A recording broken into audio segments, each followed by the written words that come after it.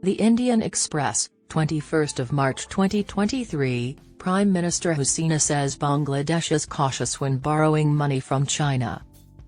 Concerns about the drawbacks of China's ambitious Belt and Road Initiative and Beijing's drive for large infrastructure projects costing billions of dollars in developing nations have been raised by Sri Lanka's 99-year lease of the Hambantota port to China. In response to concerns around the world about the growing debt that smaller nations owe Beijing, Bangladeshi Prime Minister Sheikh Hasina stated on Tuesday that her country was cautious about matters relating to its development partnership with China and that Dhaka was not dependent on any one nation for aid from abroad. "We accept loans cautiously, most come from organizations like the World Bank and Asian Development Bank. Our debt from China is minimal. It's not like Sri Lanka or anyone else," she said in a CNN interview.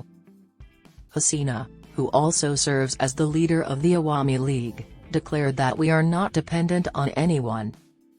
When asked why the U.S. believed Dhaka was moving closer to China and what she would like to say about the idea, the Prime Minister responded that Bangladesh was near every nation supporting its development efforts. "We are near China, the USA, and India. We are with those who are encouraging our growth," the 75-year-old Prime Minister said. Given their investments and involvement in significant building projects in the South Asian nation, Hasina referred to China as one of Bangladesh's principal development partners. "That's it," she uttered. Hasina continued, "We consider from which project we can get a return, and we will be the beneficiary," adding that her government did not borrow money from anyone unnecessarily. In her interview with CNN, she was questioned extensively about Ukraine and the Rohingya crisis after stating that more decisive international action was required to end the Ukraine conflict. She said, "I believe the world should step up to end the conflict as the ordinary people suffer." Hasina asserted that any dispute could be resolved amicably and that we, Bangladesh, never support any invasion or dispute. She proclaimed, "Friendship to all, malice to none.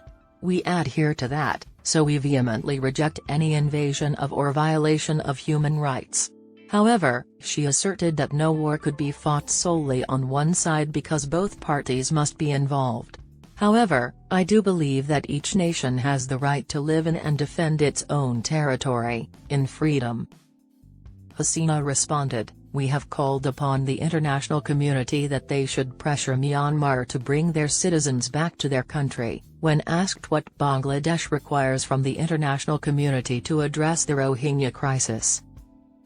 "Additionally, we've opened communication with Myanmar. Sadly, they aren't reacting correctly," she said.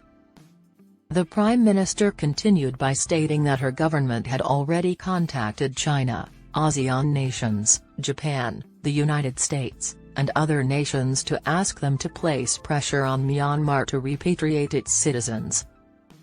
"Unfortunately, nobody seems to be getting through to the Myanmar administration.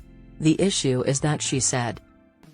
Following Myanmar's military crackdown in Rakhine State in 2017, nearly 1 million Rohingya Muslims escaped and are now sheltering camps in Cox's Bazar, Bangladesh.